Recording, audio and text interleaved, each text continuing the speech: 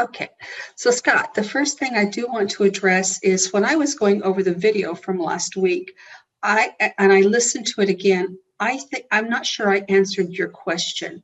So I want to tell you what I answered, and then I want to answer what I answered was for the specific field.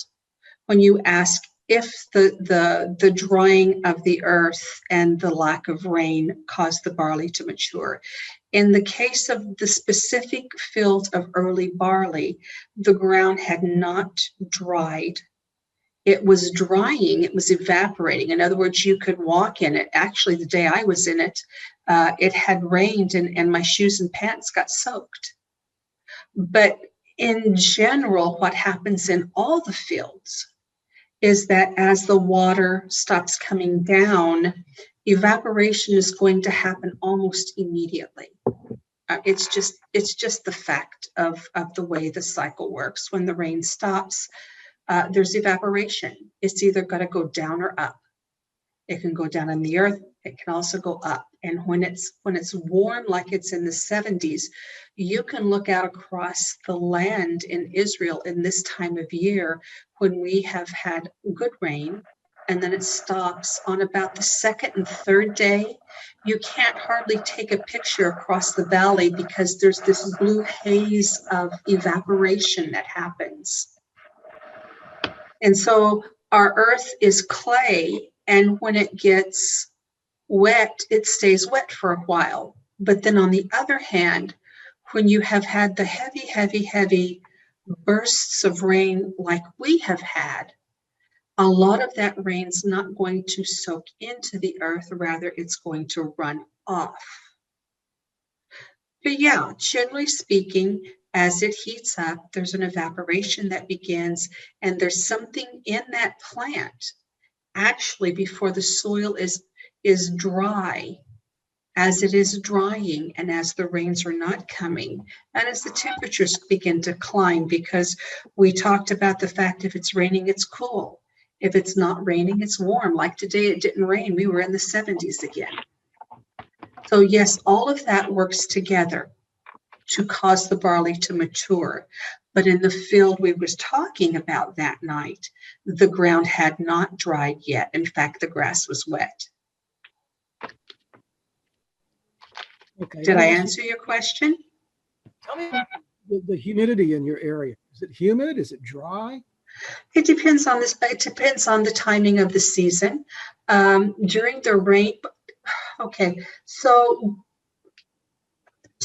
it's actually we have 7 ecoclimates, and if you go down into Tiberias, it's a different ecoclimate than we have up here on the ridge. When you look at the Kinneret, there are a ridge of mountains all the way around, 3 sides of it basically. 2 sides really well, 3 sides pretty good. It's the north side that opens into the Jordan Valley Rift, and it's pretty flat on that side. So when you go down into Tiberias, you're sitting in like a bowl on the lake. And so these mountains around the lake in Tiberias, in the Kibbutzim, and in the Rif area, and against the Kinneret, all of those are level, flat, and low, and they're in the bowl with the lake, and the humidity is being held there. Mm-hmm. Anytime you go into Tiberias, you're going to be humid, sweaty. Where I'm at, I'm about probably maybe 100 feet above sea level, and Tiberias is about 300 feet below sea level.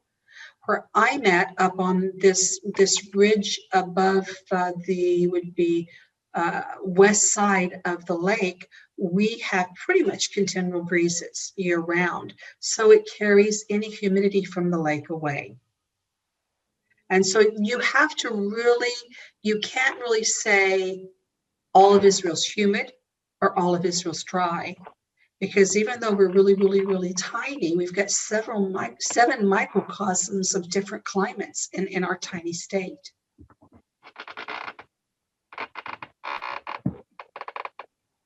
Okay, that sounds good.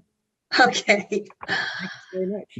You're welcome. Let's see, what else was there? Yeah, so that took care of last week. Okay, where we're going to start, I believe, is we'll go back to the birth of the Messiah, because, not surprisingly, I had the question asked about the course of Abijah. Everybody goes to the course of Abijah. He was the 8th course, so that means Messiah was born, John the Baptist was born here, Messiah was born there.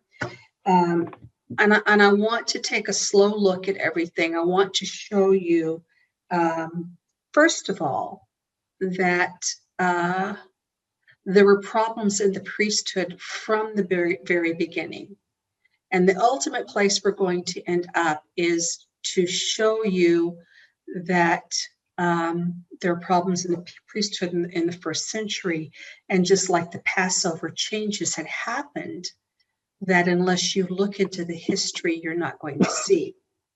So let's do this. Let's start with just looking at, get up eSword, I don't have it open, at the history of the priesthood. Quick history, not anything laborious, just to show you that from the beginning there were issues. Okay, get rid of that. Okay, we're going to go to Numbers 20. Get that. Take this out of the way. Oh, no, I want King James, not Hebrew.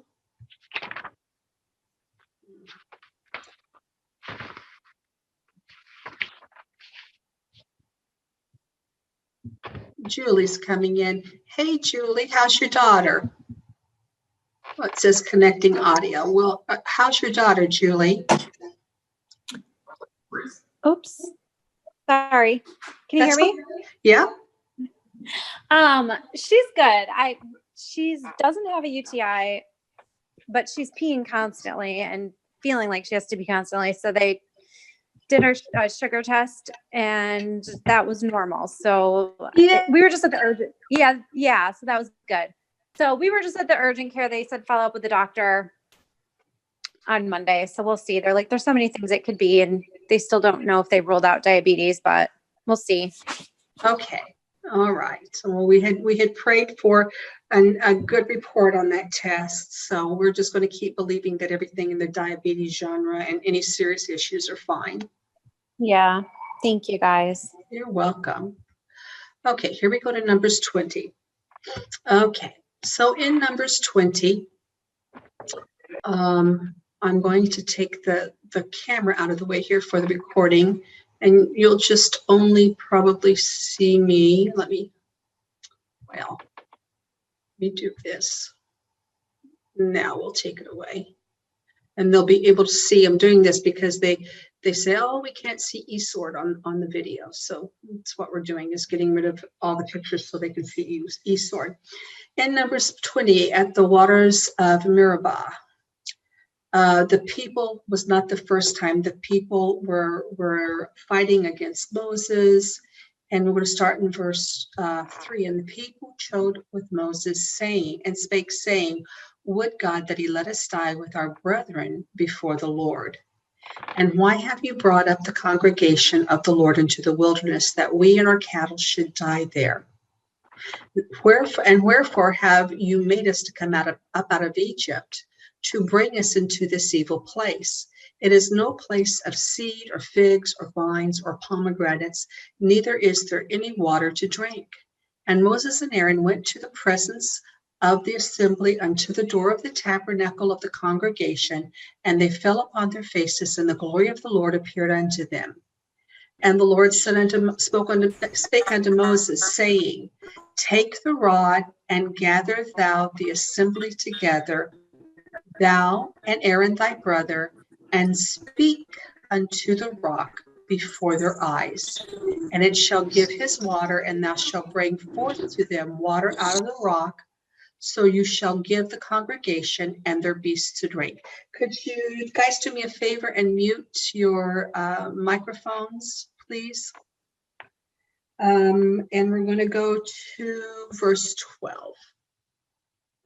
So they gathered the congregation together before the rock, and he said unto them, Hear now, ye rebels, must we fetch you water out of this rock? And Moses lifted up his hand, and with his rod he smote the rock twice, and water came out abundantly.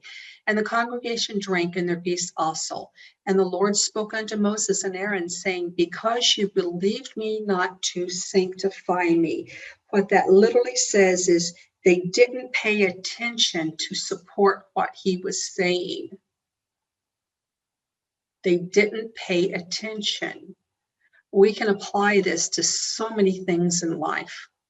I mean, if I want to speak for myself, I can apply this to what Elohim has been saying to me. If I don't pay attention to what he said to me, I can displease him. Okay?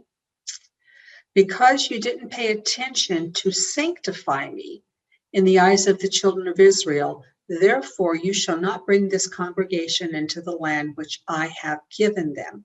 Now, I don't want to talk about, there's a lot of theology about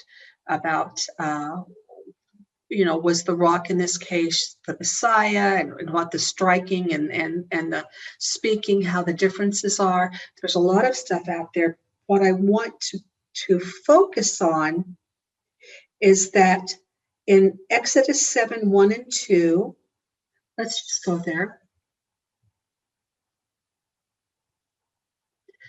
We see that the Lord said to Moses, See, I have made thee a God to Pharaoh, and thy brother shall be thy prophet. Thou shalt speak all that I command thee, and Aaron thy brother shall speak unto Pharaoh, that he send the children of Israel out of the land. So I believe what we're seeing here is still the same situation, because we know Aaron stuttered, and we also know, Moses stuttered, and we also know Aaron was the eldest brother. Aaron was older than Moses, and I believe that Aaron was still speaking for Moses. God was speaking to Moses, and Aaron was speaking to the people.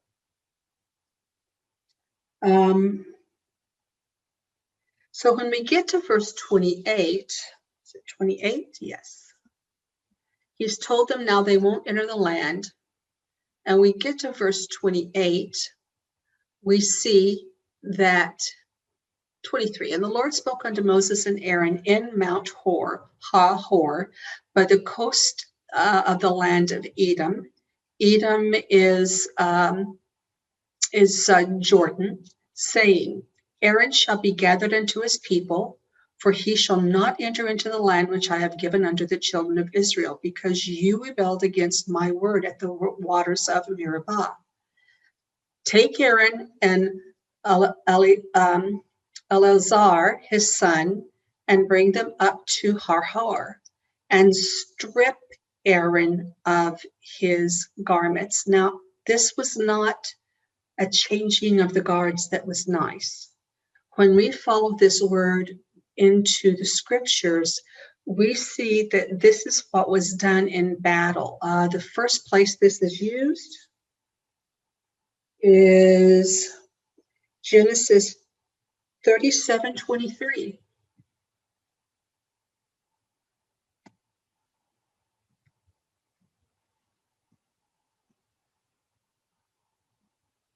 Whoops.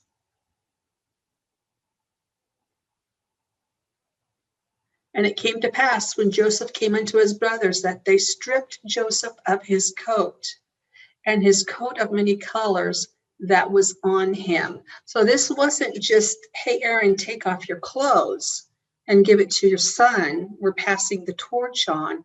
This was a dishonorable act that happened to Aaron in this moment because of his disobedience. Now we're going to jump to 1 Samuel 2:27.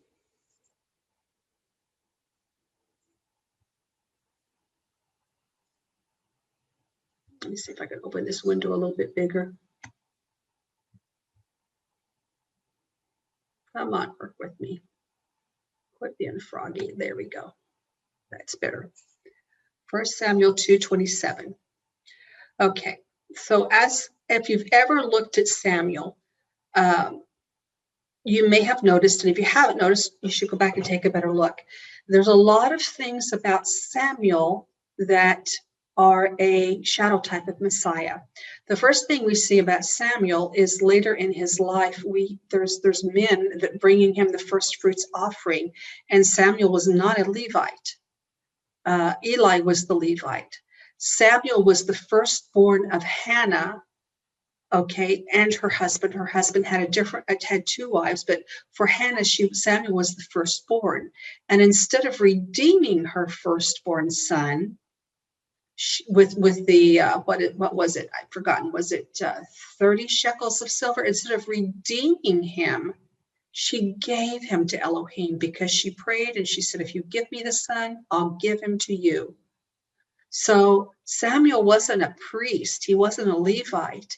He was given as a firstborn son that had not been redeemed to serve in the temple. Okay, and he ends up in his lifetime acting as a priest to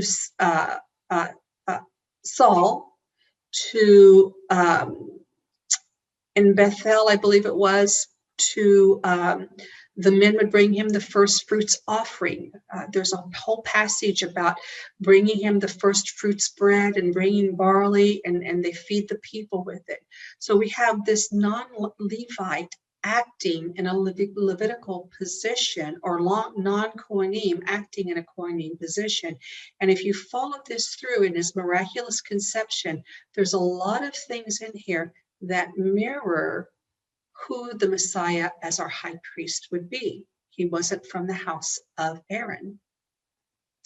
So now we're going to go to 1 Samuel 2:27 and read about when Elohim rejects Eli's household. There came a man of God unto Eli and said unto him, Thus saith the Lord, did I appear unto the house of thy father when they were in Egypt in Pharaoh's house? Now he's speaking about Aaron, the house of his father. Remember, in the Bible, there were no grandfathers. Grandfather in Hebrew is a modern word. In biblical Hebrew, if it was in the family tree 5 generations ago, it was a father. Remember what Messiah said to the scribes and Pharisees? Don't say your father Abraham. Okay, so there's no grandfathers in the Bible. So this father that was spoken to in Egypt was Aaron. And did I choose him out of all the tribes of Israel to be my priest, to offer upon my altar, to burn incense, to wear an ephod before me? And did I give into the house of thy fathers all the offerings made by fire of the children of Israel? Wherefore kick you at my sacrifices and at mine offerings, which I have commanded in my habitations, and honorest thy sons above me, to make yourself fat with the chiefest of all the offerings of Israel, my people. Wherefore the Lord God of Israel said, I said indeed that thy house and the house of thy father Aaron should walk before me forever. But now the Lord saith, far be it from me, for them that honor me I will honor, and them that despise me shall be lightly esteemed. Behold, the days come that I will cut off thy arm. The arm is the son. Benjamin, son of my right hand. Okay. Behold, the day shall come that I will cut off thy arm and the arm of thy father's house, Aaron, that there shall not be an old man in thy house, and thou shalt see an enemy in thy habitation, in all the wealth which God shall give Israel. There shall not be an old man in thy house forever. And the man of whom I shall not cut off from thy altar shall be to consume thy eyes and to grieve thy heart, and the increase of thy house shall die in the flower of their age. And this shall be a sign unto thee that shall come upon thy 2 sons, on Hophni and Phinehas, and one day they shall die both of them.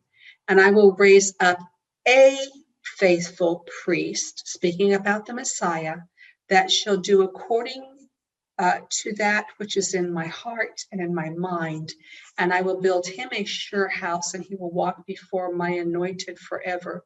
And it shall come to pass that everyone that is left in the house shall come and crouch to him for a piece of silver and a morsel of bread, and say, Put me, I pray thee, into one of the priest's offices, that I may eat a piece of bread.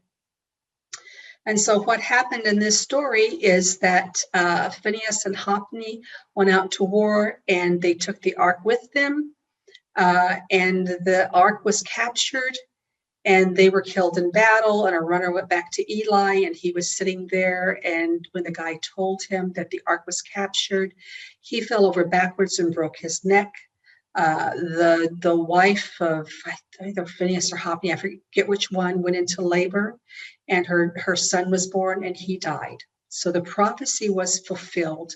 But the prophecy is also about that there would be coming a time, because of the unfaithfulness of the priesthood, when it would change to a faithful priest, which would be Yeshua, the order of the Melchizedek priesthood, rather than the order of the priesthood of Aaron. Let's look at Hebrews 7:11.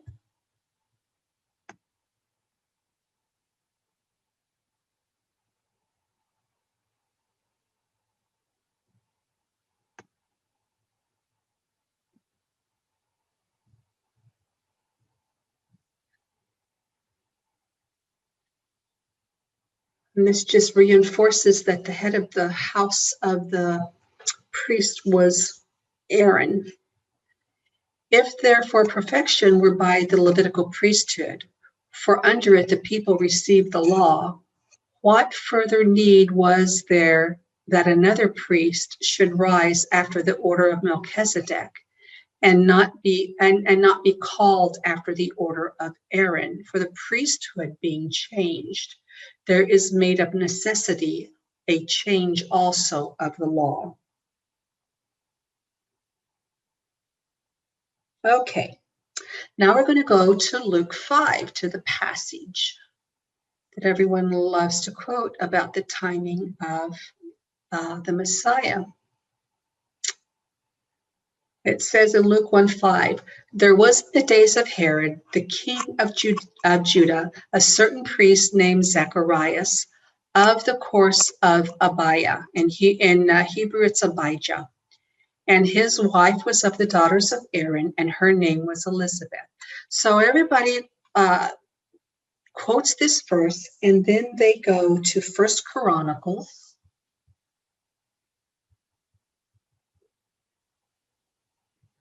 24. And we're going to just start in verse 1 here. Now, these are the divisions of the son of Aaron. The sons of Aaron were Nadab and Abihu and Eleazar and Ithamar. But Nadab and Abihu died before their father and had no children. Therefore, Eleazar and Ithamar executed the priest's office. So these were the only descendants that Aaron had. And David distributed them, both the Zadoks of the sons of Eleazar and of Ahimelech of the sons of Ithamar, according to the offices in their service. Okay, and there were more chief men found of the sons of Eleazar and the sons of Ithamar, and thus they were divided among the sons of Eleazar. There were 16 from Eleazar, chief men of the houses of their father, and there were 8 among the sons of Ithamar, according to the houses of their father. And then this is where they divide them. Thus they were divided by lot, one sort with another, for governors, which is just an overseer of the sanctuary, and governors of the house of God, were the sons of Eleazar and the sons of Ithamar. Now we're going to jump to verse 10. Okay, these were the courses. Now the first lot, it says in verse 7, came forth to Jehoiarib. And then, it talks about these lots. We get to verse 10, and it says the 8th was to Abijah. And this is where everyone goes and starts counting according to these courses. But we have some historical evidence I want to show you. Let me stop sharing this and let me get this open real quick.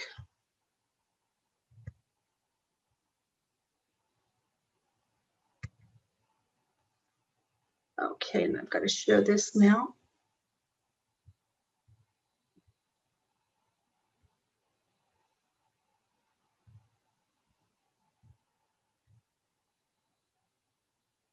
Okay, this article was just such a blessing when I found it, because it wasn't just an article that told me what to think. It was one that provided the source references with links.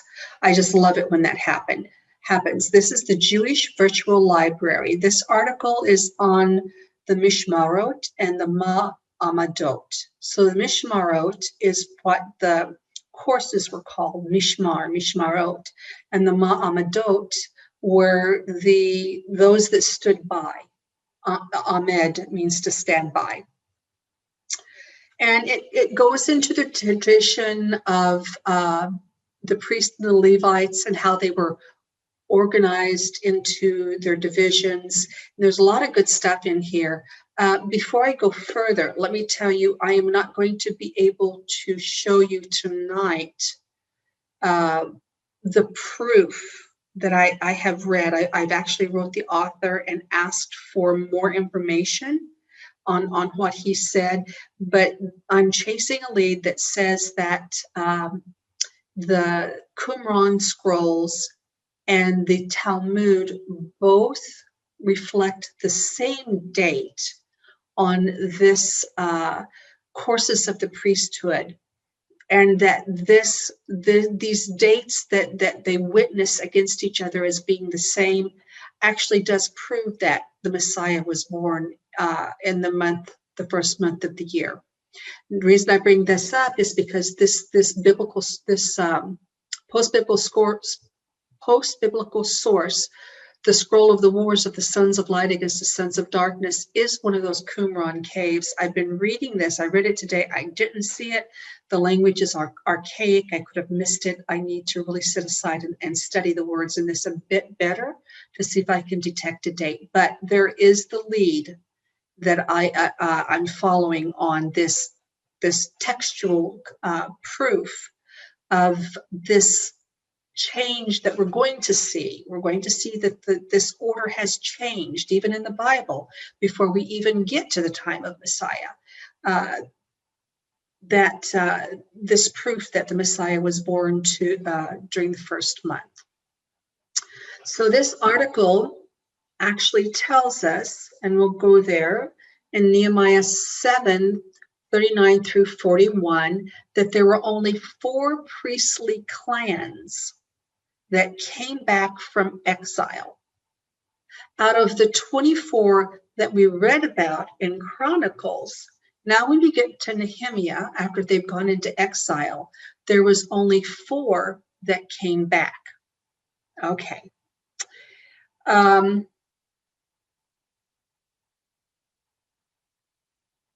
So the article says that they feel like that Nehemiah or Nehemiah made 8 divisions out of what he has. And this name right here, this Bilgai or Bilgah, is going to be a really important name to remember. It's in the list of Nehemiah, and we're going to get into it in just a minute.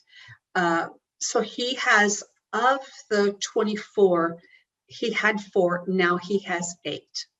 Okay, but this is still not 24, not in the days of Nehemiah, which is later than the days that Chronicles was written, the Kings.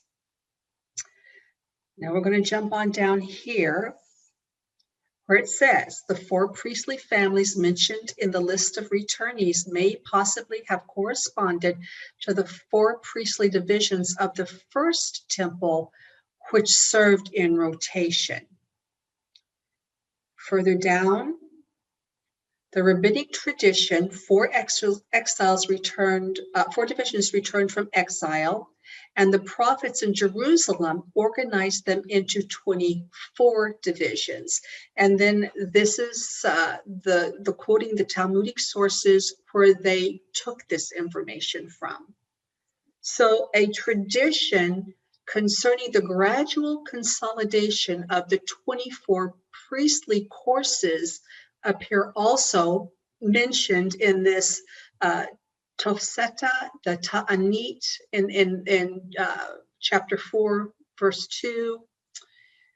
The establishment of the 24 priestly courses and the order of their service, as described in First Chronicles, was meant to be a permanent arrangement. So they acquiesced that this was never to have changed, but then they were carried away into Babylon, and then not all of the priests came back.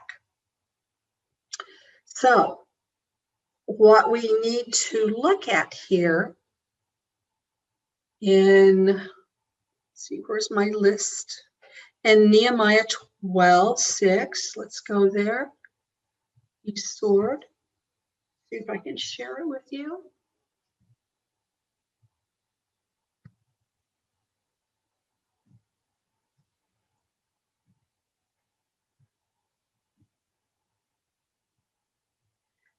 Is the placement now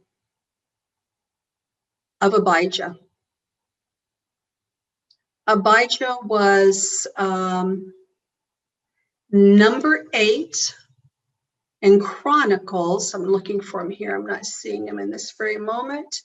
And he's number 16 right here in verse 4. He's number 16 in order in Nehemiah. So already we found a problem with going to Chronicles and calculating the birth of Messiah according to the list in Chronicles, because Nehemiah down here in verse 30 gives himself credit with giving this arrangement and rank, this new order, to that priesthood. Okay.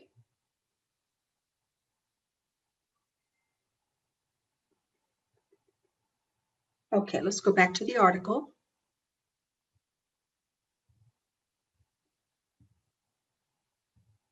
Because we have more to see. So although he's mentioned as number 16 on Nehemiah's list, he was number 8 in First Chronicles 10:12. So there's a discrepancy in the placement and how to calculate his course. Now, there's also another issue. We'll just read this paragraph. As the priests were numerous and scattered throughout Palestine, it was impossible for all of them to officiate at the same time. An arrangement was therefore made whereby they were divided in the final stage regionally. So they were redivided regionally into 24 mishmarot, 24 guards or 24 courses, which served in a regular weekly rotation. The mishmarot was further broken down into a varying number of batei avot, so the houses of the fathers. Each division and subdivision were presided over by a head called Rosh Mishmar and Rosh Bet Av. So Rosh Mishmar, the head of the rotation, and Rosh Bet Av, the head of the father's house, respectively. There was also mention made of Bet Av, the father's house. The Levites were similarly divided into 24 Mishmarot, which replaced every other week. These were in turn subdivided into 7 Batei Avot and presided over by heads. Okay, now this is reading this to you. So what they're saying, I'm going to break it down in easy English. So not only did we have these 24 courses that were now divided regionally rather than by the heads, like we had seen established in Chronicles, but we had the Levites who are now, that was the Kohanim. These were the people who would go in and minister in the holy place, not the Holy of Holies, only the high priest did this, but these Kohanim would minister in the holy place. And the Levites, remember, they were chosen to be assistants to the Kohanim, to basically be like the wait staff for them and help in the rest of the work. So there was mishmarot for the Levites. Finally, in the Israelites themselves, and we're going to see this in John the Baptist story, John the Baptist's father's story. Finally, there was a division among the Levite themselves. I mean, the Israelites themselves. Whoops, decline. I don't know who that was. Sorry, guys. Among the Israelites themselves into 24 mishmarot. Now, Israelite would just be the men, just the men of Israel. Each had to take its turn in coming to Jerusalem for a week. They served to represent the whole body of people while the daily communal offerings were sacrificed, because the Ta'anit says, how can a man's offering be offered when he doesn't stand by it? Okay, I'm going to stop sharing this just a second and just talk a second. So what's going on here? Where did these daily offerings come from? Do you remember what we were talking about last time we talked about the birth of Messiah? When the men were numbered and they collected that half shekel tax. This half shekel tax, according to the number of men of Israel, is what furnished these daily sacrifices in the temple. There are rabbinical writings that I have read about these shekel, this money, and how it was distributed, and how that there were years that they would run out of the money that they needed to furnish the offerings in the temple. So this was a part of that process. It was rabbinical, it wasn't biblical, but because that offering, that daily offering that was being offered represented the people, represented that half shekel tax, they had chosen from the Israelite men these 24 courses that would have to come and stand for these daily sacrifices as a witness. That was a lot of stuff I said. Do I need to say it again? Did you understand it? I'm getting that this was more rabbinical and not biblical, that this was already a big change prior. And we're going to see it in the scripture. It's really cool. You're going to recognize it when you see it. But so you understand, the courses were not just for the Kohanim, not just this course of Abijah that's in question. It was for the Levites who served the Kohanim, and there was a course from the Israelite men that went up for these daily sacrifices to witness them. So there was more than one. Go ahead. So the witnesses were not necessarily Levites, is that correct? They were just Israelites, just men. Yeah, okay. So give me a second here. Now we're going to go back to that paper.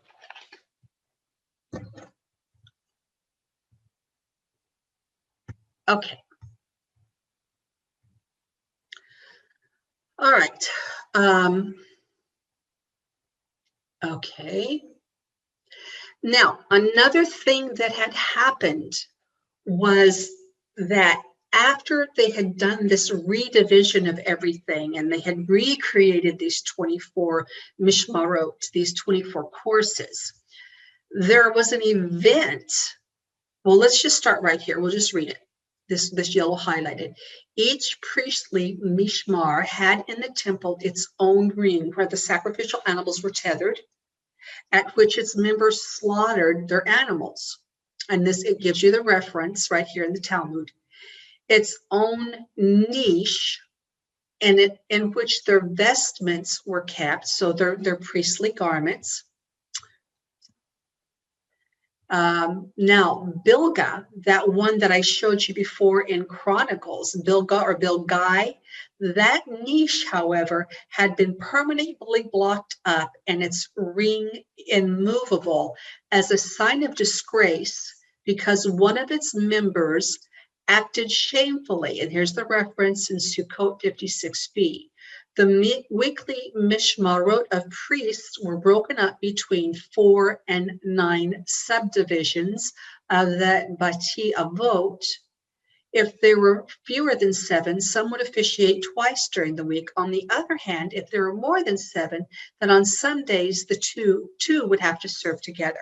So when we go to this reference that they give us, it talks about the story of Bilgah. And the story of Bilgah has a discrepancy. There's 2 stories that's told about what happened, what it was that happened. First of all, they say it happened during the Hasmonean period, that there was a daughter from this course of priests that married a Roman soldier, not Roman, Greek.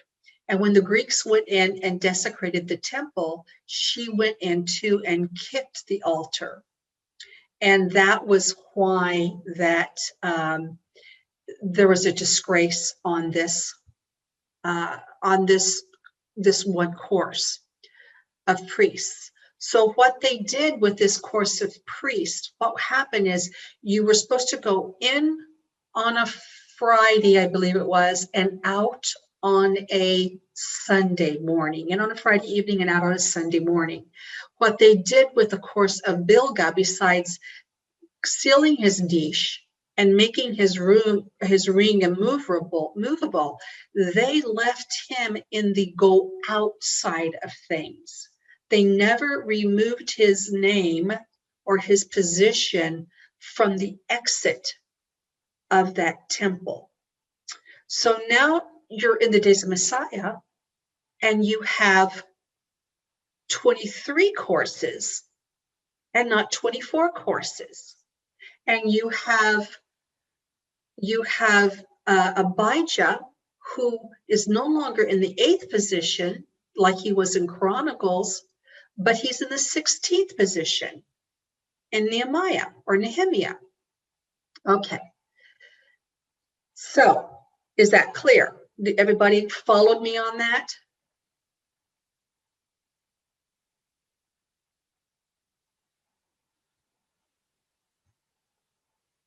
Anybody have any questions about that? I get it. I'm with you. Okay, all right. All right, so now I want to show you how this lot or lottery was done. Because now when we go to John, it's going to make I mean, wherever it is we're going, I've forgotten already.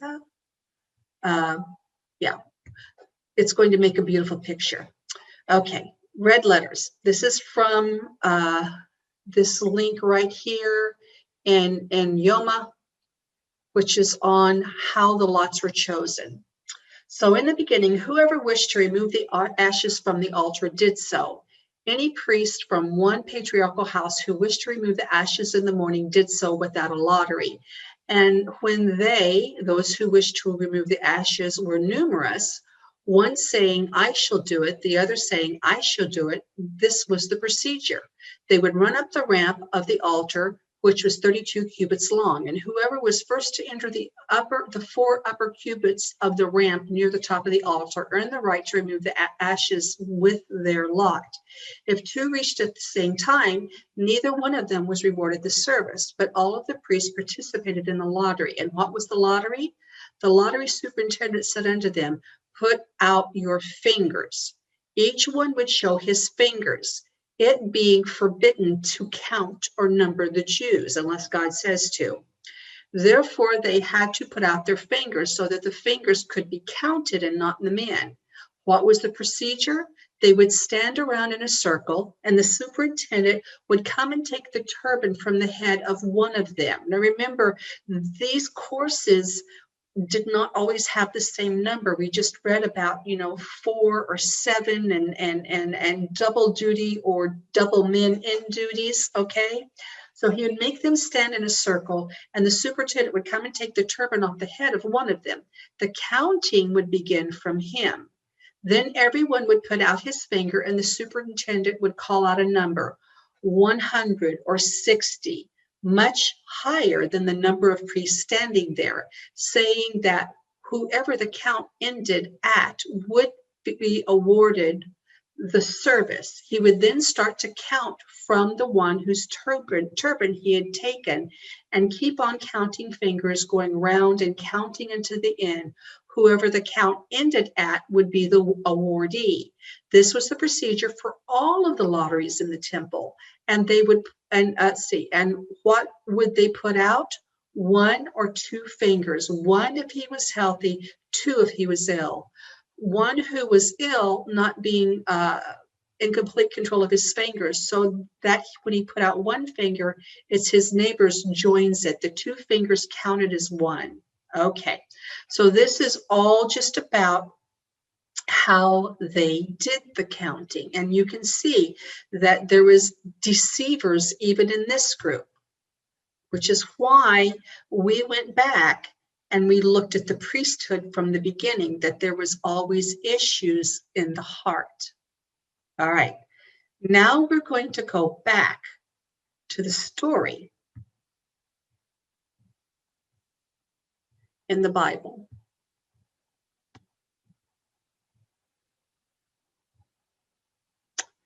Luke 1. And there was in the days of Herod, the king of Judea, a certain priest named Zacharias of the course of Abijah. And his wife was of the daughters of Aaron, and her name was Elizabeth. And they were both righteous before God, walking in all the commandments and ordinances of the Lord, blameless. And they had no child, because Elizabeth was barren, and yet they were well stricken, and they were both well stricken in age. And it came to pass that while he executed the priest's office, the Cohen's office, before God in the order of his course, which was Abijah, according to the custom of the priest's office, his lot, he stood in the circle, stuck his fingers out, and they counted. His lot was to burn incense when he went into the temple of the Lord. And the whole multitude of people were praying without at the time of incense. Who were this multitude of people? Part of the Mishmarot from the Israelites, from the common man. And there appeared unto him an angel of the Lord standing on the right side of the altar of incense. And when Zacharias saw him, he was troubled, and fear fell upon him. And the angel of the Lord said, Fear not, Zacharias, for those prayers are heard, and thy wife Elizabeth shall bear thee a son, and thou shalt call his name John. Okay. So we cannot, unless we have that final key I'm looking for, we cannot say that Messiah was born during Sukkot because of the course of Abijah, or Shavuot, or on a day that wasn't a go-up feast, or any day. But we can say that we don't count from the 8th course position. We can't even count from the 16th course position in Nehemiah because of Bilgah. We don't know the courses and their timing yet, but I hope that we get the answer that I wrote and asked for. Okay, so we're going to pause, and that little piece, that was basically the conclusion of why we can't use the course of Abijah to determine the birth of the Messiah. Is there any questions on that part that we've just gone over? Any comments? Anything? You're welcome to talk. It's interesting, and it's so, if I was going in there, I don't know how you saw it all. So what a blessing that you've seen all this, that you can prove these things to us. It's, it's him. It's him. Hey, Becca. Yes. Earlier on, you were talking about this lady going into the temple and kicking the altar. Yes. So not only was she kicking the altar, but she wasn't even supposed to be in there. That's right. But she went in with the Greeks anyway, and they weren't supposed to be in there. Okay. Yeah, that happened with Antiochus Epiphanes, or whatever his name was. I usually get that wrong, but that when they went in and they slaughtered the pig on the altar, there were actually two stories I can see.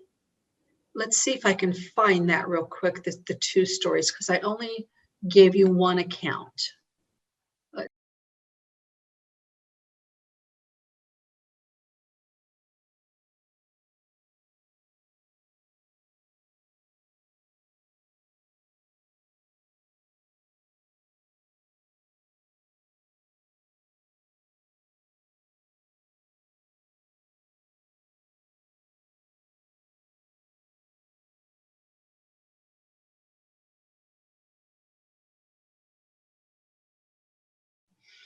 Okay, now the next thing I want to talk about with you guys is the lambs.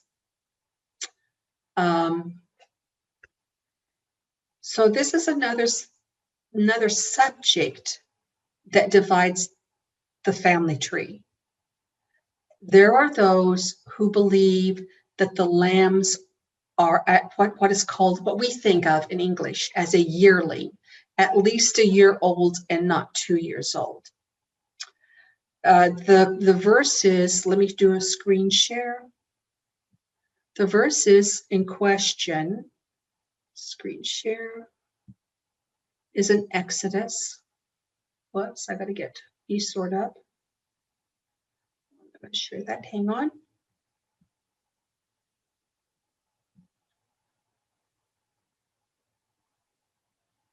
E-sort's slow.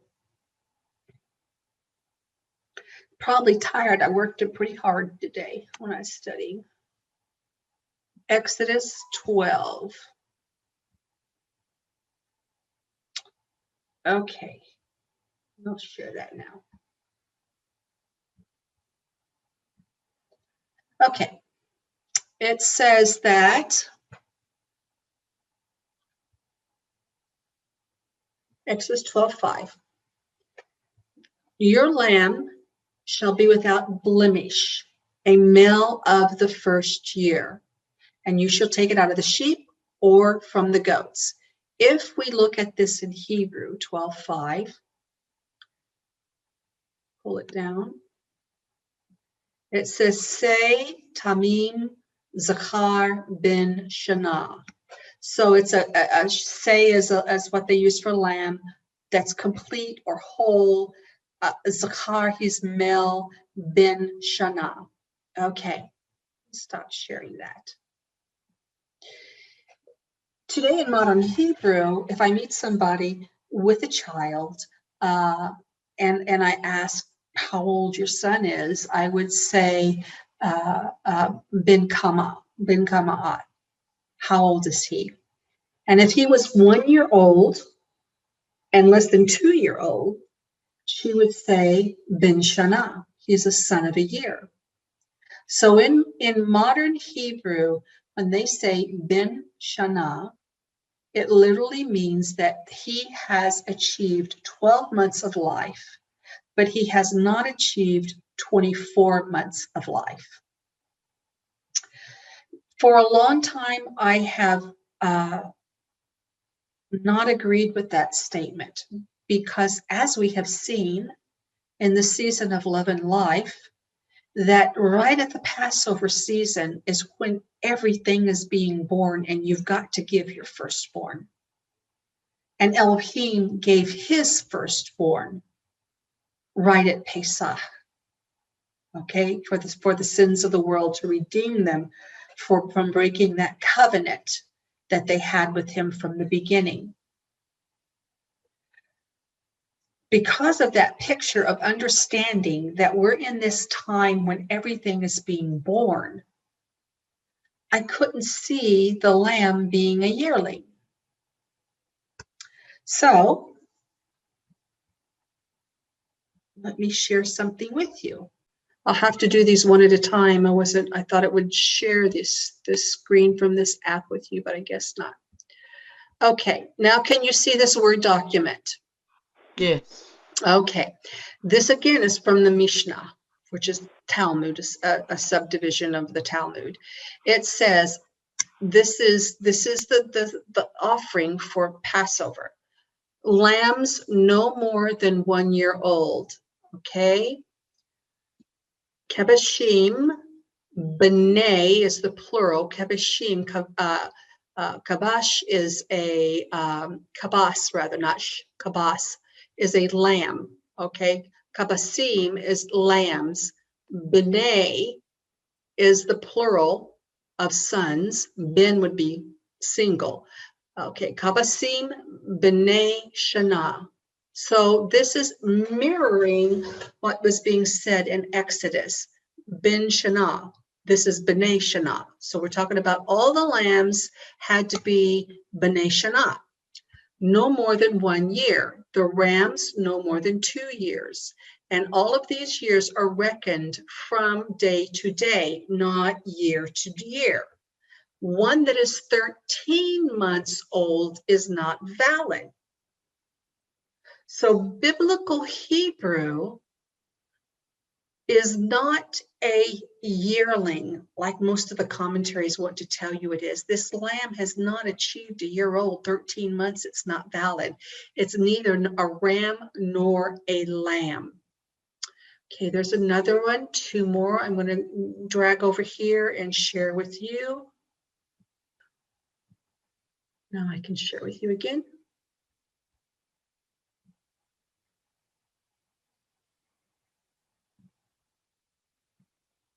Open this guy up. Okay. Jewish Spiritual Heroes, Volume 1, the creators of the Mishnah, Rabbi Gamil, the Elder 26, and a letter sent to the Jews of Palestine and neighboring countries, he wrote, "The time of Pesach is drawing nigh, but there is no sign of spring, and we will not have lambs for Passover. If they were more than a year old, this would not be an issue. They would not have lambs for Passover." Excuse me as I go get the last one. Sanhedrin 11a12. This is the language of Rabbi Shimon ben Gamliel, used in his declaration of intercalation. "We are notifying you that the fledglings are tender, the lambs are thin, darkeen, and time for the spring has not arrived." Okay, so what we have is we have what they were doing that doesn't reflect what most of the commentators who aren't Jewish have written us, that the lambs were between 1 and 2 years old. What we have is actually something that supports the scriptures that this season of love and life, when the firstborn lambs were due to be redeemed, or no, they weren't redeemed, they were actually given, due to be offered, that this is the appropriate age to give the Passover sacrifice. Now, think about this with me. You guys have seen the years fluctuate, and we just read about a rabbi deciding on an intercalation, deciding on an additional lunar cycle before Passover. With these fluctuations, and with our command to take a lamb for the size of the household based on the number of men, do you see how this works? If the lamb is small from that year, because I'm telling you, lambs are not all born on the same day. They have a season when they begin, and then they have a season when they end, and they're not all born on the same day. Jacob was telling me that they'll start, and then maybe a month later they'll finish. So if you need a big lamb, for the coming Passover, you're going to take your oldest lamb that's not reached 12 months if you've got a big family. If you have a small family, you're going to take a much younger lamb. Did you guys follow that? Yes. Makes I thought it was sense. interesting. The 13-month was very eye-opening too. Our 13 months is the final. So that makes sense. And watching my lambs grow and seeing the differences. And don't they continue to grow if you don't sacrifice them? Can't they grow even bigger after another Sure. year? Absolutely. Absolutely. I mean, yeah, of course, they're going to grow into a ram eventually. Okay.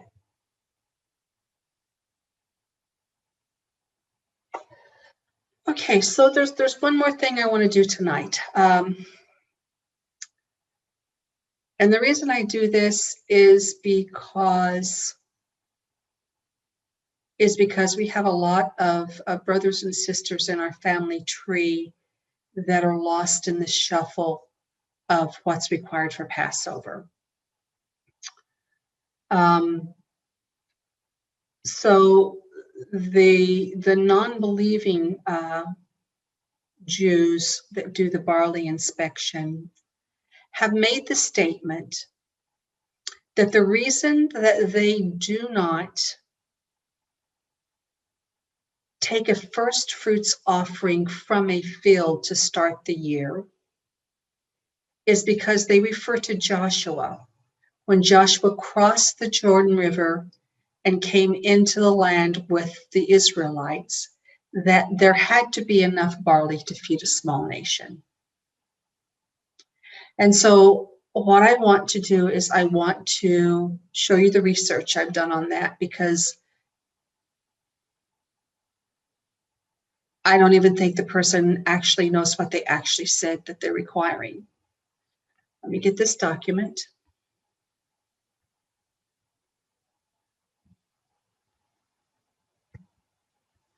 And this, whoops, shut that one down. Don't save. All right, where'd you go? Here. All right. Now we're going to share it. Whoops, sorry guys. Stop sharing. Hit the wrong button. Share again. There we go, this one. All right. So,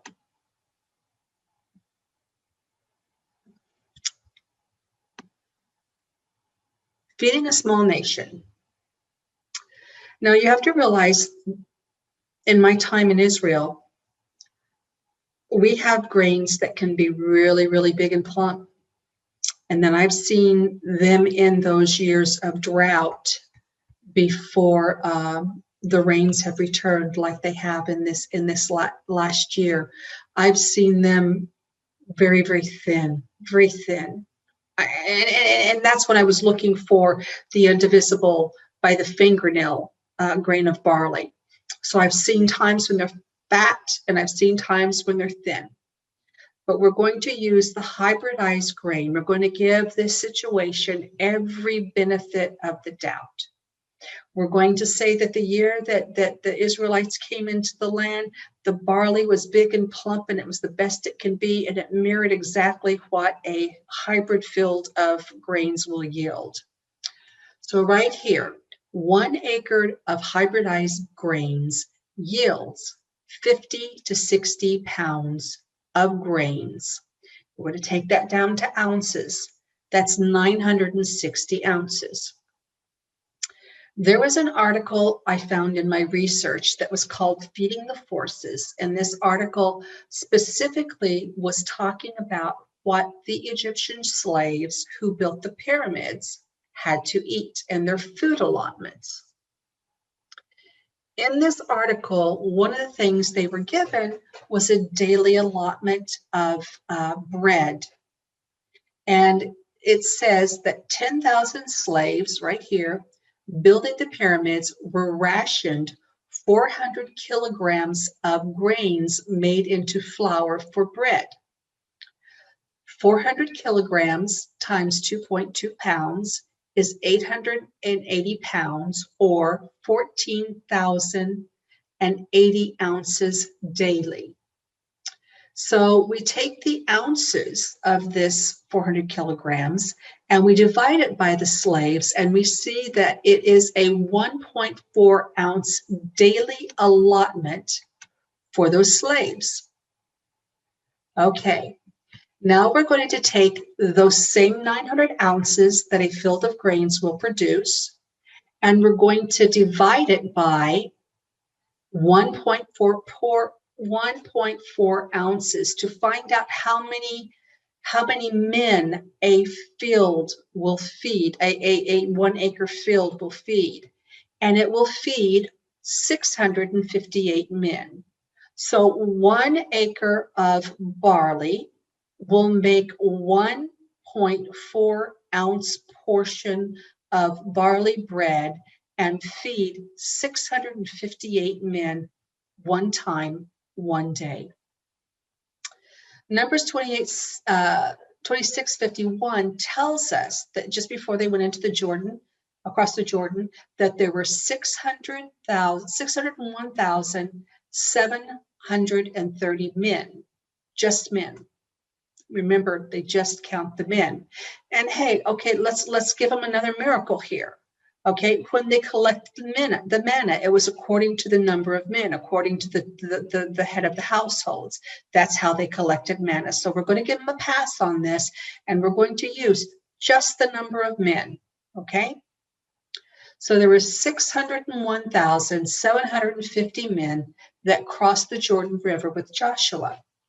So we take the number of people we can feed with 1 acre, and we divide it into the 601,730 men. And we find that to feed these men for 1 day, we're going to need 914.48 acres to feed these men 1 barley bread 1 day. However, there are 8 days. There's the night of Passover. You have to have that with your lamb. And then there are 7 more days to follow. So we need to take the acreage for 1 day and times it by 8 days. 7,316 acres of grains had to be waiting for the small nation. Okay. I'm serious when I say I have never seen 900 acres of wild barley in one city in all of my time in Israel.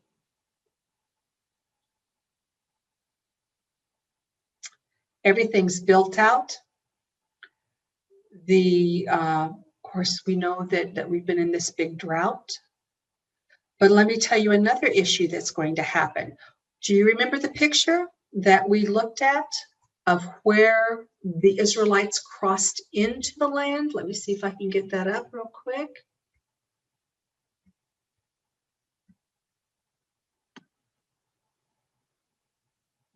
Maybe it's in here.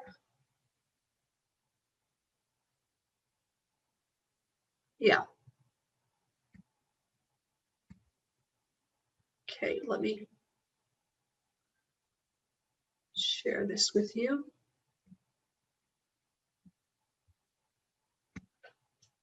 This is where they crossed Jordan into Israel. This is the footprint of the tabernacle right here. This is Jordan, this is Edom, this faced east. Do you see what the terrain looks like? Both Devorah and our other side of the family tree call this area and this is that area between Checkpoint Charlie and where you take Highway 1 into Jerusalem, unacceptable land because of the rocks. On this road, this entire road, all of them, according to them, is disallowed in barley inspections. And yet, it's right in this area that they came into the land, and God gave them the sufficient barley to keep Passover and the week of unleavened bread. But here's the point of my numbers. The days of 900 acres of wild barley have long been over. And we're never going to find enough barley to meet that criteria of being able to feed a small nation, even for one day.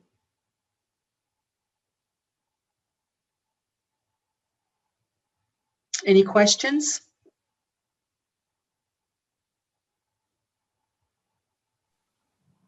Comments? So Becca, Yes. what does that mean then? What that means is, what it means is, number one, it means that her present expectations are very unrealistic.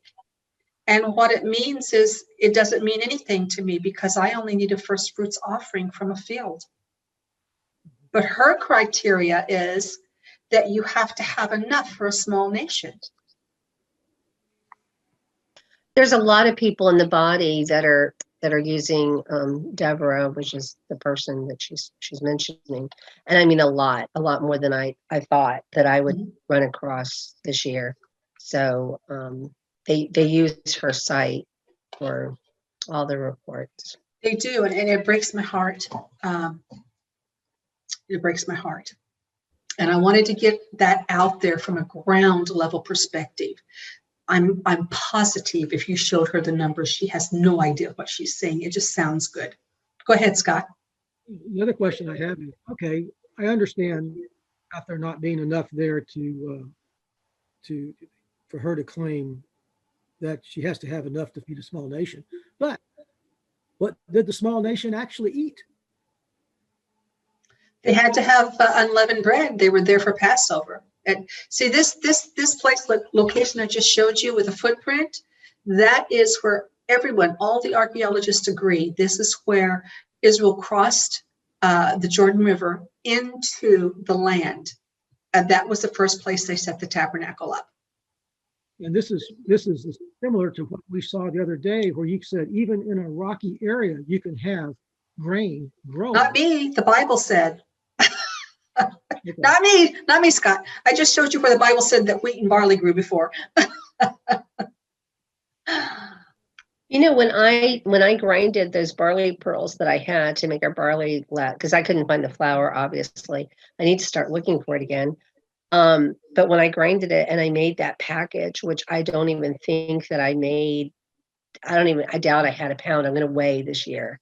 And I just made the small barley cake per person. And, you know, when we ate that small barley cake, the fullness, the fullness was incredible. So this seems so more real to me this year because we ate the barley, because we were eating lots of crackers too. We were just, you know, just still babies drinking milk on that part, you know?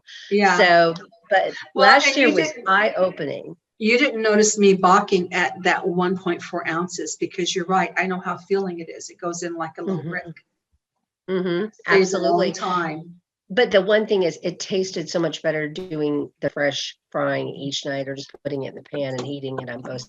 It didn't take but just a couple of minutes either. So it was really nice.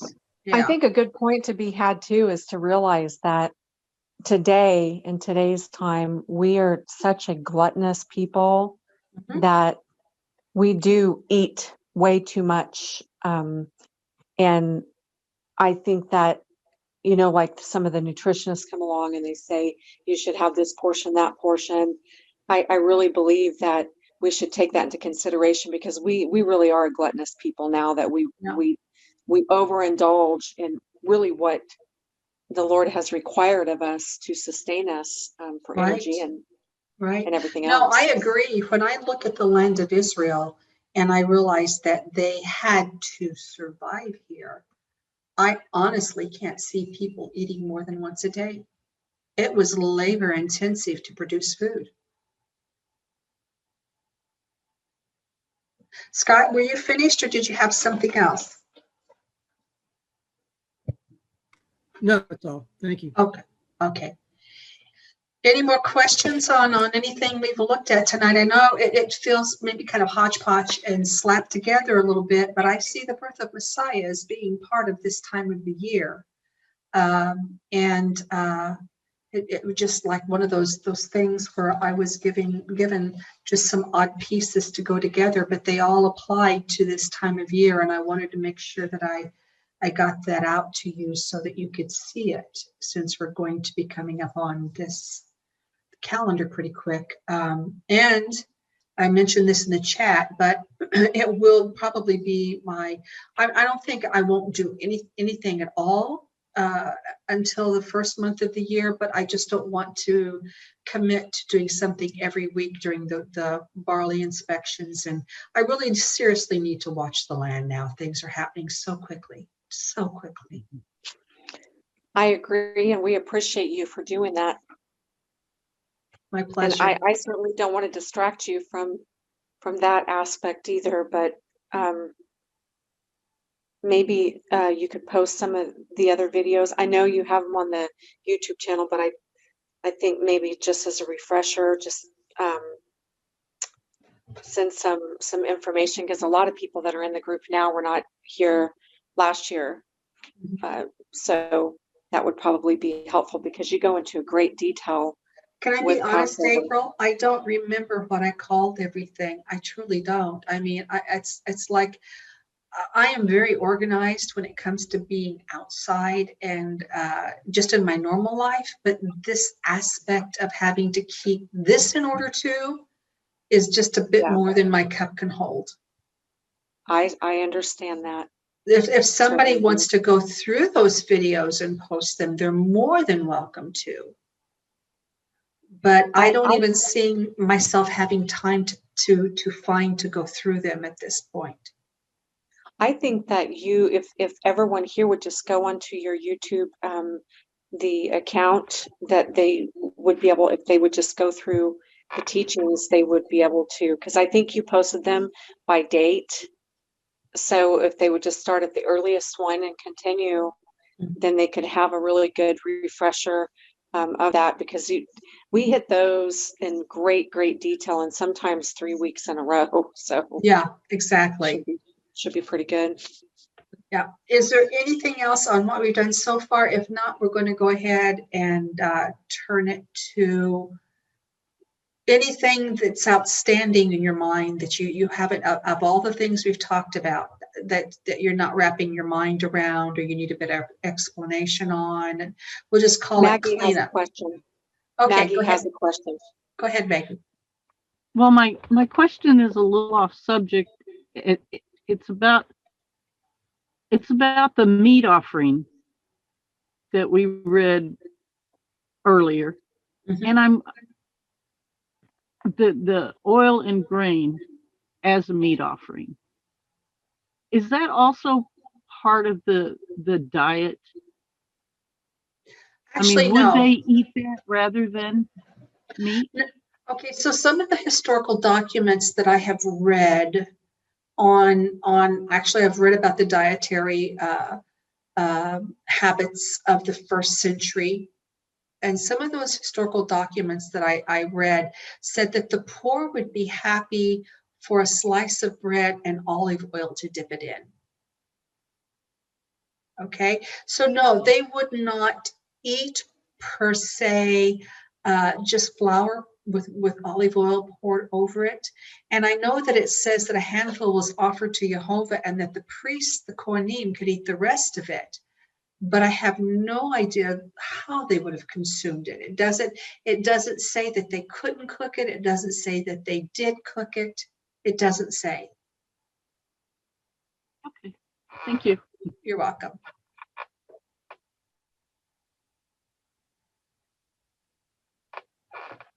Anybody else got any questions or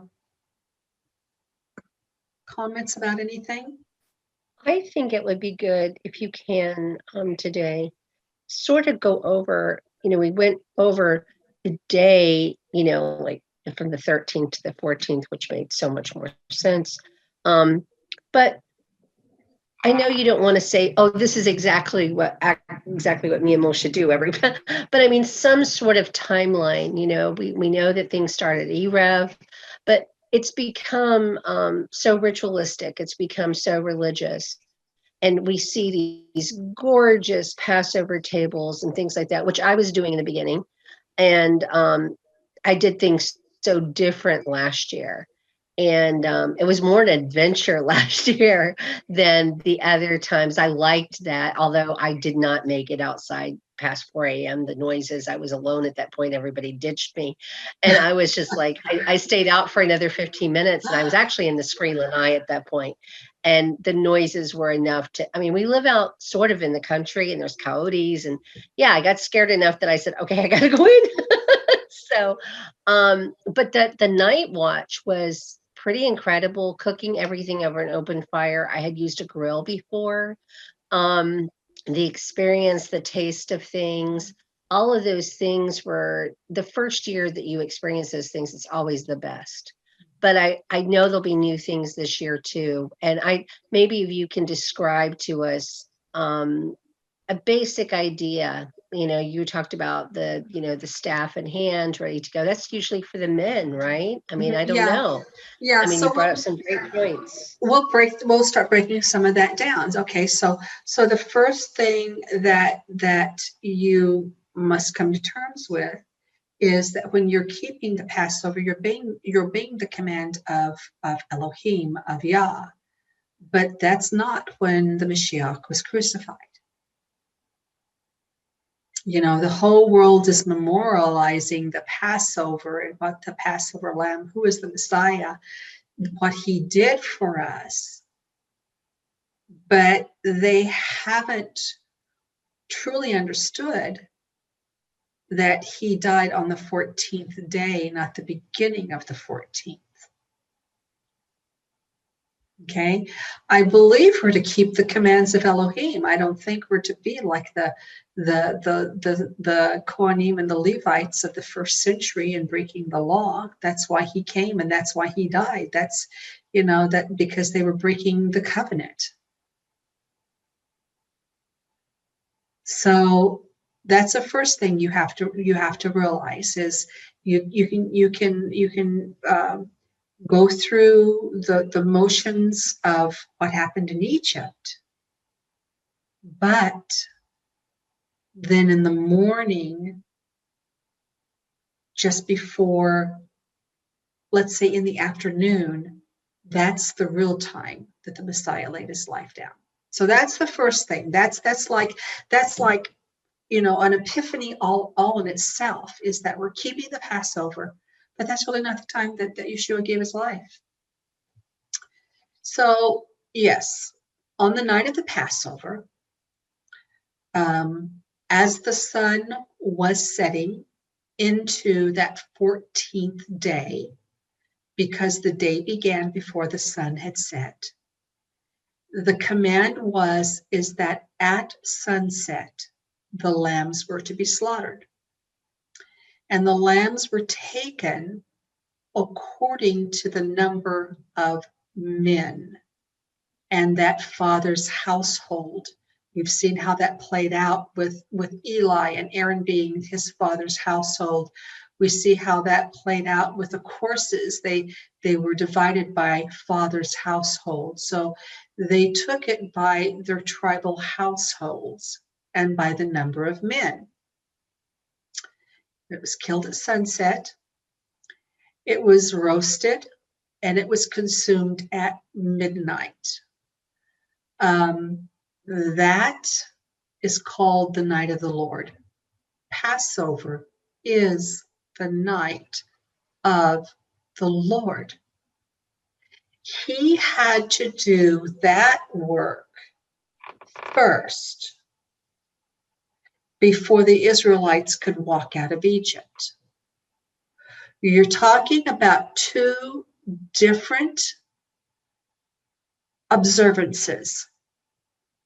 The 14th observance is the work of the Lord and the night of the Lord. Without that, they couldn't walk out. And the week of unleavened is the promise to Abraham when he would deliver the children of Israel from Egypt.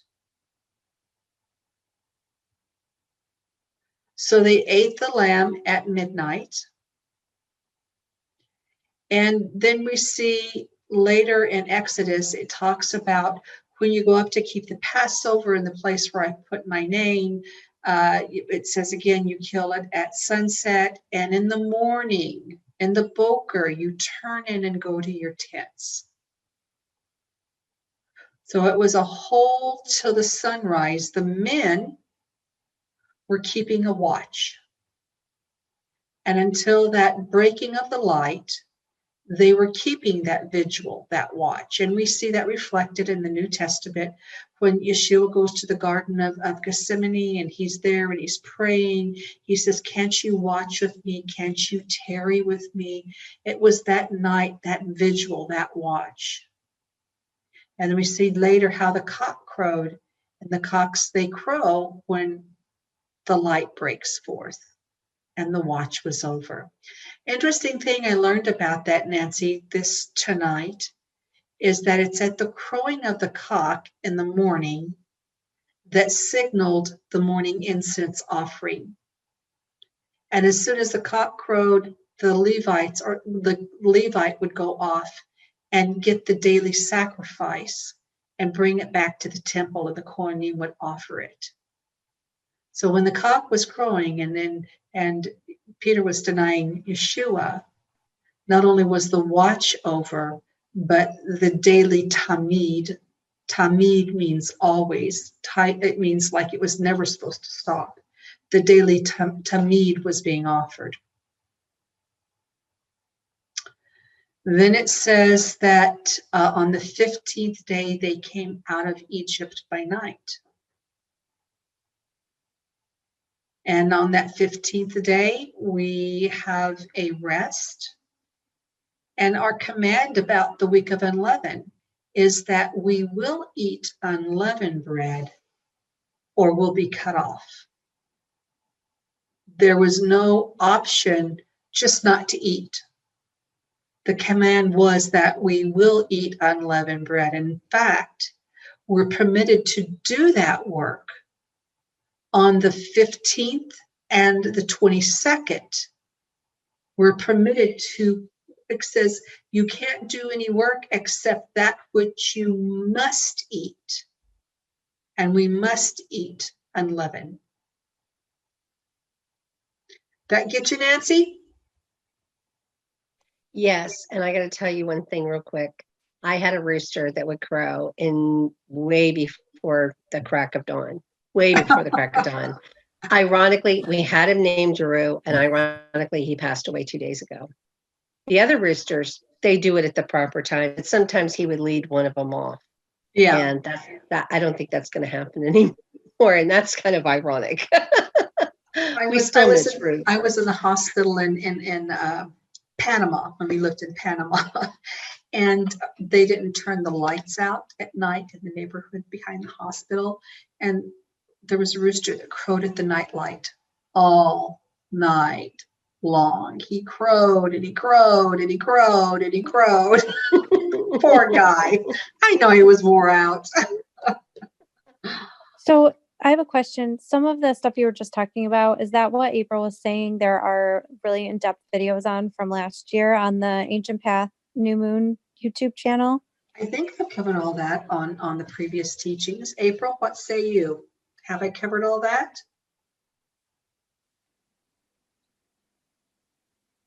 Yeah, I think so. I mean, because we really went over in great depth the fact that we were all eating the wrong grain for Passover, but also when we actually were to have the Passover and begin the watch, and you went in great detail about between the 13th and 14th day. So I think that was pretty good. I don't know if Nancy's wanting to you to really explain how you do it, but I think what you've indicated is you like a few of us use the Exodus 12 as the template for how you do your Passover, which Yeah. a lot of people have really don't really do that anymore. They come together in an assembly and do a Seder meal, Right. that And it's really is rabbinical. It's tradition. exactly that's right. So Yeah. I think you covered pretty well. Not to say, and I think you even said that before, not to say that it's wrong, but if we're actually going to remember the Passover, then we should really be utilizing that template that was given in Exodus 12 Right. as a what we Right. should do. So Yeah, exactly. I think you covered it. Yeah. And to be clear, we cannot keep the Passover. There's no community. It was for the men to choose a lamb according to their numbers by their families. We don't live that way anymore. How are we going to observe Passover? My husband can't eat a whole lamb by himself. It'd be too much for even one person. So we can't observe Passover. We can't really observe the 15th and the 22nd day, the first and the last day of unleavened. Right. But we can eat unleavened bread. And I do believe we're still supposed to. Unleavened barley. That's a great point too, because we've talked about this so much and just the realization that one, we're not in the land, so it's for us who were not there, what really is our role and how we do that, and doesn't mean that we shouldn't partake of it, but I agree with you, and I think that's been probably the biggest point that we've made in the communities we fellowship with, that we're not in the land, so there's a lot of stuff we really can't do, and even if we did, we wouldn't be doing it properly. So right. that's a great point. I'm glad that you brought that up again. So yeah. Some people will have arguments that are necessarily in the Christian religion about that very thing, April, is they'll say it's impossible to keep these things, which is absolutely the truth. But then aren't we supposed to commemorate those times and highlight those times in remembrance to teach our children and our children's children and so on? And I think that's more the importance of these special days. And we've just lost the reality of it. And I believe that the scripture enforces that. And that's what Father's concern was that we keep on remembering this generation after generation. So commemoration is what I usually say. I agree. Absolutely. And rightly go ahead. No, go ahead, Becca. No, I was just going to say, and rightly putting all those pieces together breathes life into it. It becomes a living, breathing story. And you have something to tell your children, not just reading the verses out of the Bible, which are wonderful, but when you take all of those pieces and you bring them together and you lay them out so that it makes a fluid story, and you can tell your children, this is why, and this is what, and this is what it meant, and that's why they did it, and there's no greater joy in my life than sharing these stories with people, because they're so alive and so vital. Go ahead, Renee. You have to unmute yourself. Well, I did.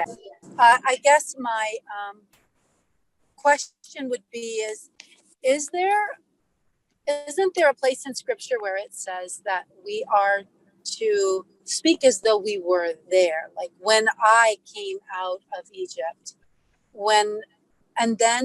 so were there specific instructions that we were to do? Even then, I know that we can't do it, but when we're supposed to say, when I was in Egypt, well, we really weren't, but we are. I think you're talking about the first fruit basket when they took it to the Levites. We were delivered from Egypt. Our father was a wandering Armenian, and therefore, let me find that verse. Hang on.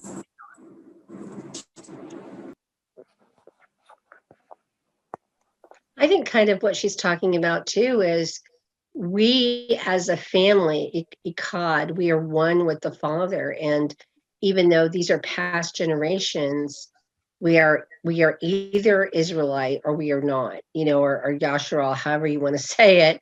But I think that's sort of like how the scriptures are written in that term. So I don't think it's just one particular subject. I remember reading a lot of scriptures, as, even Isaiah and in Jeremiah, when they're warning, sometimes they're warning a specific group, but then it's very well for today as well. I mean, as much as it was from back in that particular time frame. I think it goes without saying that when we go back to the way that it was done originally in Egypt in the Exodus 12, that it becomes more personal, because when my husband basically told me, hey, we're going to keep Passover this way, because before that, I was looking for every group I could to do a Passover Seder, and he said, no, we're going to do it this way. He went out and bought a staff, and the first time we did it that way was absolutely beautiful, because we stayed in our home, we didn't go out, and it gets you back to really get into that greater understanding of what really took place that night, as opposed to,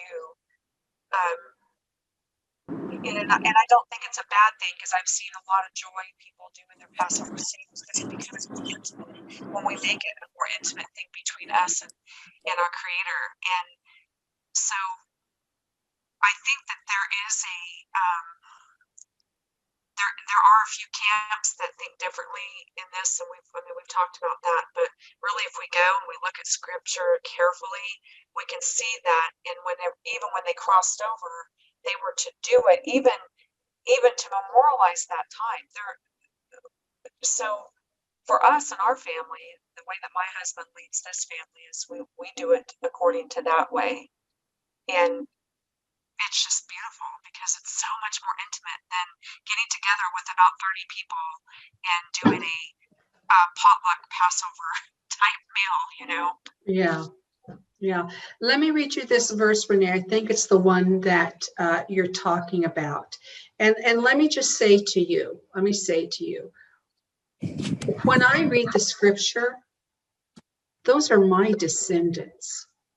And it's not because my husband's Jewish, it's because my kinsman redeemer is Jewish.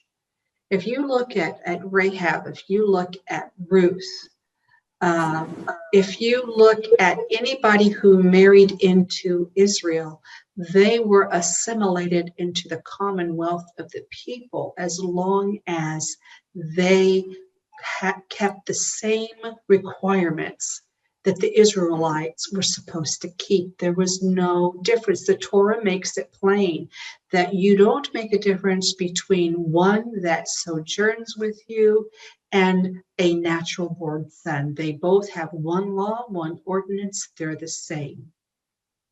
So when I look at the scripture, I literally see Abraham as my father. I literally see the 12 tribes as being my lineage. Amen. Okay, so here is the verse I think you're talking about. It is Deuteronomy 26:1. Oh, I guess I better screen share. And it shall be, when thou art come into the land which the Lord thy God giveth thee for an inheritance, and possessest it, and dwell therein, thou shalt take the first of all the fruit of the earth, which thou shalt bring of thy land, which the Lord thy God giveth thee, and put it in a basket, and shalt go into the place where the Lord thy God shall choose to place his name there. And thou shalt go unto the priest that shall be in those days, and say unto him, I profess this day unto the Lord thy God, that I am come into the country which the Lord sware unto our fathers to give us. And the priest shall take the basket of thine hand, and set it down before the altar of the Lord thy God. And thou shalt speak and say before the Lord thy God, a Syrian ready to perish was my father. He went down into Egypt and sojourned there with a few, and become there a great and mighty and populous. And the Egyptians entreated us, evil entreated us, and afflicted us, and laid upon us hard bondage. And when we cried unto the Lord God our fathers, the Lord heard our voice and looked on our affliction and our labor and our oppression. And the Lord brought us forth out of Egypt with a great and mighty hand, with an outstretched arm, and with a great and terribleness and signs, with signs and wonders. And he brought us into this place and hath given us this land, even a land flowing with milk and honey. Now behold, I have brought the first fruits of the land, which thou, O Lord, hast given me. And thou shalt set it before the Lord thy God, and worship before the Lord thy God. And thou shalt rejoice in every good thing which the Lord hath given unto thee and unto thy house, thou and the Levite and the stranger that is among thee. So yeah, we're supposed to see ourselves as part of that, because Yeshua is that law, that word made flesh. Okay, Scott, you got one?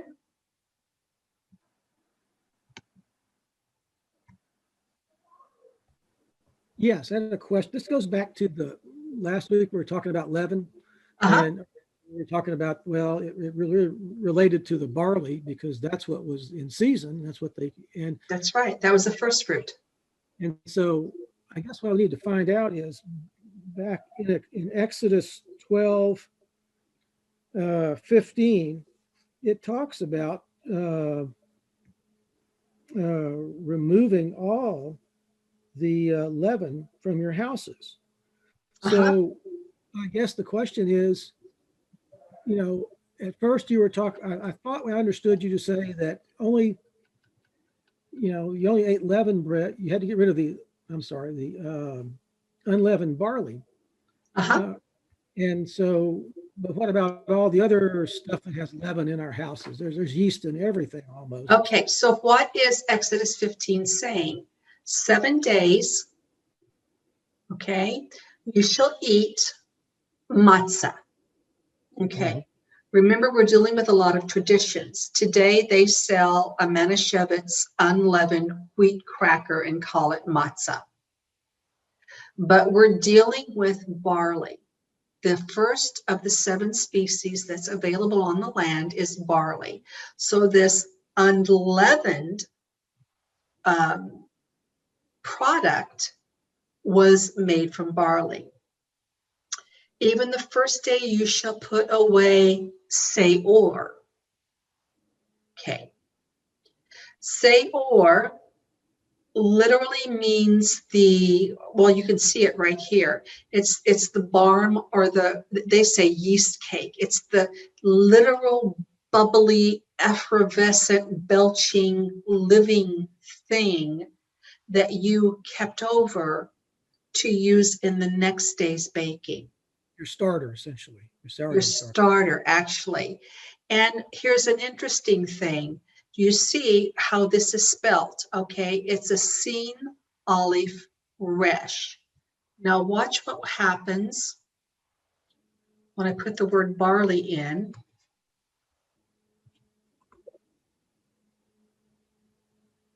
It is a Sin Ein Resh. Okay, it sounds and is pronounced exactly the same, get this out of the way, exactly the same as the word for leaven, seor. Sin Ayin Resh, seor barley, Sin Aleph Resh, seor leaven. So they have the same root word, Yeah. the root Hebrew letters, basically. Basically, well, the center one's an ayin on the word barley, and the center one's an aleph on the word yeast. But the point is that this is one of what they call the Hebrew pun, and you can look this up online. There is a way where they use similar words. They can have different spellings, but they're pronounced the same way. And the Hebrew is absolutely that you have to contextually know what's being talked about. Contextually, we know that we're talking about all things barley as it relates to the first fruits. So going back to my simple little child mind, if I would say, in Passover, we can't have Seor from the Seor. And that's literally what he's saying. You can't have Seor from the Seor. You can't have your barley, bubbly, brewy starter that you make a loaf with every day for those 7 days, plus not on Passover either. So we really, I think some circles actually do that, where they will do a starter like at the beginning of the unleavened, and they will continue with that, making their unleavened dough throughout the week. And I've never done that, but I know some people do that. They So, start an unleavened, what? Say that again. yeah, Ingrid. they use a starter, like a starter dough, Uh-huh. and because all of our minds, you know, you have those little packages of yeast that you, Right. you would use to rise, but there's yeast in the air. Yeah. So anytime you do a starter dough, it's automatically going to naturally Oh, I see have what that. you say. They throw everything out, but they get going the next one. Well, that would be breaking the law if there's any yeast in it Right. all. And if that's what you were trying to do with it, that would absolutely be breaking the law. Exactly. But like I said, I know some people that do that. They'll use their starter dough when they think it's not leavened, and they'll continue using that same starter throughout the week to make their You can't do their that. bread every day. Yep. Maybe you could today if you kept it refrigerated. But if you're going to leave it set out, I can tell you how quickly barley will ferment. It breaks your Yeah. mind. It ferments so fast. Which would be leavening at Yes. that point. Because Because when you read in that scripture, it talks about that they left before their barley could leaven. Right. They baked it and left, yeah, before it had leavened. Okay, Scott, you had more, I think. Did you not? well, the whole point of this was, it seemed like that you said you don't have to go get rid of everything in your house that has yeast in it. That just don't have barley with yeast in it. That's Is right. correct. Okay, because Why? that leaven, because it just seems like in this verse in Exodus, it doesn't say get rid of just the barley, the yeast out of the barley. It just says get rid of all leaven. Now, Right. today we've got a lot more products with yeast in it. I Right. mean, anything that's packaged, there's a yeast in it for a lot of things.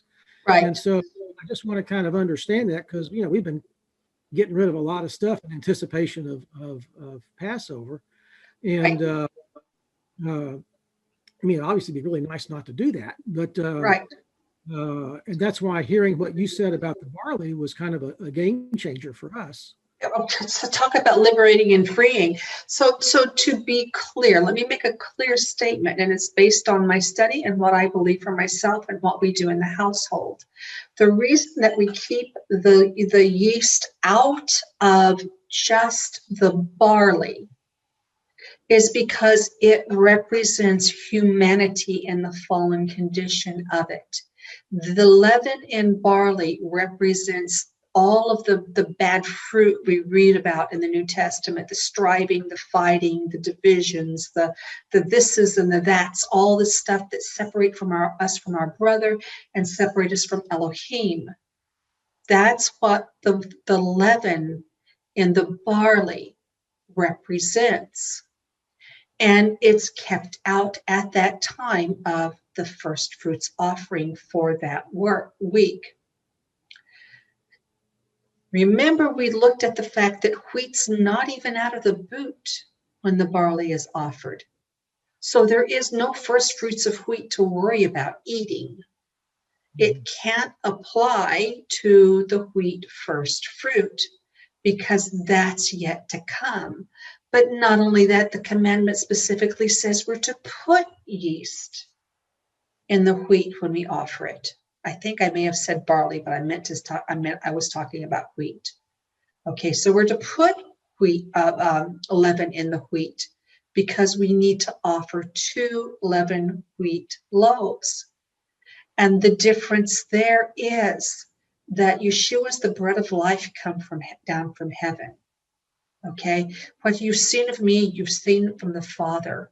What you've seen of me, I only do what my Father says to do, what he says. Okay, so all of this represents the Father and the Son, Yeshua, who come down from heaven, who was born in Bethlehem, the house of bread, who is the bread of life. If you eat from me, you'll never hunger again. At that 14th night Passover table in the New Testament, Yeshua himself gave his disciples artos, leavened wheat bread, and wine, and said, take, eat, this is my body. Remember, it's impossible that it was first fruits, because the wheat was still in the body of the plant. It was still dark. It was still not seen. It was obscured in the living body of the Messiah. It wasn't until his resurrection, and he had been with them 40 days, just before the ascension, that they truly understood and realized who he was. So having leaven, which does not represent sin, in wheat, which does not represent the condition of mankind unless they're restored to the Father, can't be forbidden, because the leaven in wheat represents the power of the Holy Spirit. Okay, I see the problem. I'm looking at it too mechanically. I need to look at it spiritually, and Yeah. then it all fits. Yeah, And it's real easy to kind of slip into this. Oh, no leaven. Okay. yeah, it 19 is. You're $100. very welcome. All right. Thank you. Okay, you're welcome. Renee, I don't know who was next. Let's do Debbie, because she's not done a question yet. Go ahead. Okay, so I just want to get this clear in my mind. Sure.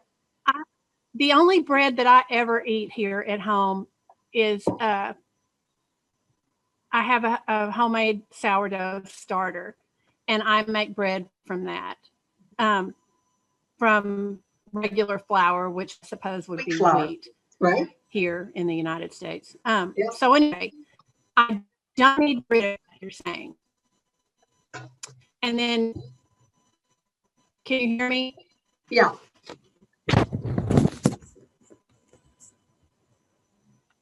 Uh-oh. Okay, sorry, Yeah, my that's okay. screen kind of froze. And then, so the other thing that I eat every day is a smoothie made from kefir. And Okay. kefir contains yeast also, and it can leaven bread. But it's a So, dairy product. It doesn't count. Traditionally, I've always gotten rid of those two things. You don't have to. Yeah.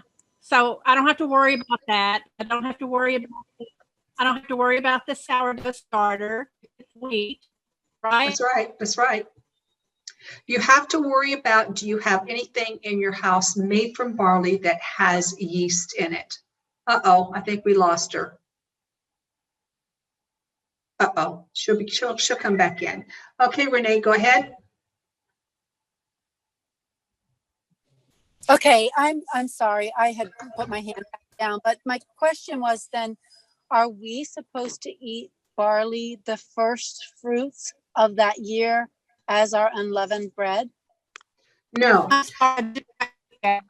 No, so there are 8 days. There's Passover and the 7 days of unleavened. Okay, what the Israelites had to do, whatever day Sunday fell on in that week, which it was different every year, whatever Yes. day Sunday fell on, before Sunday, they had to have reserved barley from the previous year to keep the Okay. unleavened command. After Sunday, after that first fruits offering is made, if there are days left, a balance of number of days left, then they could consume from the new barley to make their unleavened. They still can't eat leavened barley. They have to complete the 7 days, but they can eat from the new barley. Okay, makes sense. Thank you. You're welcome.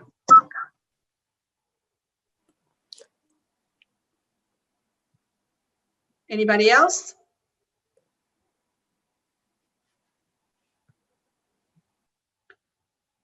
Any other subjects?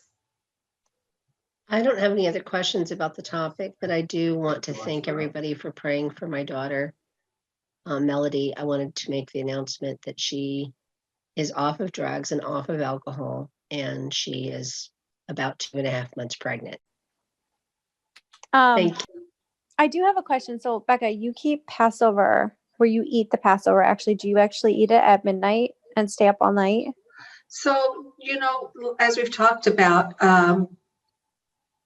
you really can't, we can do a memorial of it, but we really can't truly observe it the way it was commanded, because we have to go back to the scripture. And in Exodus 12, we're told the lambs were chosen according to that number of the men in the household. So we can't truly observe what the Bible lines out as the steps to observing the Passover. Right. So I do put on I wanted to make that very clear. I do put on our table lamb and bitter herbs and unleavened barley, and we have wine. And that's what we have. Now last year, by the way, I also we had the bread and the wine together. So we had lamb, we had bitter herbs, we had an unleavened barley cake, we had leavened wheat loaf, and wine. Go ahead. the leavened wheat loaf to remember the artos that Yeshua had. Is that what? Mm-hmm. On that night of Passover. Because that's truly what his body would have been. His body was not a barley cake per That's se, right. spiritually. Well, spiritually it was not. Physically it was, because he was created in the form of the second Adam. He was human, the Son of Man. So that's how, yeah, he was, yeah. Anyway, we all know that. But yeah, that's what we do, is we do have the unleavened barley, the leavened wheat, wine, bitter herbs, and lamb.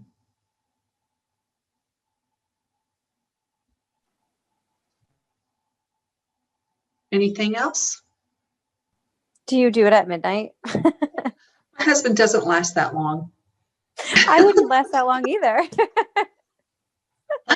He doesn't last that long at all. Yeah. Oh, gosh. I would like to do something this year, and don't ask me what, because I don't know yet. I would like to do something this year to just kind of incorporate a moment to remember the actual time of day when the Messiah gave his life, let go of his ghost. Of course, we're not commanded to do anything. I don't want it to be ritualistic or be a new tradition that I take on where I feel like I'm guilty if I don't do it. But I do think that we do the Passover correctly, which is great. We should. But it's almost like I feel like I'm cheating him that I haven't paused in that moment during the 14th day and recognized, okay, this is the hour when he said, he released his spirit. So I don't know. We'll see. So we'll see what I come up with. But that's something to think about. Again, don't make a tradition that you feel like you're not honoring him if you don't do it. But there's that moment that I think we all need to recognize. This is the hour he actually died. I want to say one thing too, that to everyone here in the group, that since we've been listening to your teachings, or you've been teaching us when you started this a year ago, you've never ever told anyone this is how you need to do it. You've suggested this is what my household does and this is why we do it. And you've always encouraged everyone to go back to the scripture. So I wanted to just encourage everyone of that too, that it's our own households are to make those decisions. I know when I talked to one of my friends about the difference between the wheat and the barley, it was a hard pill to swallow, because she had been taught so long to do certain things. But and eventually she ended up going back to doing the rabbinical Passover and this, that, the other. And that's all you've ever suggested, Becca, is that, hey, this is how I do it. This is what scripture says. You make your own decisions. And I think that anyone who was looking to the spiritual aspect of that, their eyes would be open to that. So I want to encourage everyone here that even if you hear something you haven't heard before, like every one of us have, since I've been sitting under the teachings of Becca, I heard a lot of stuff. I'm like, oh my gosh, I never heard that.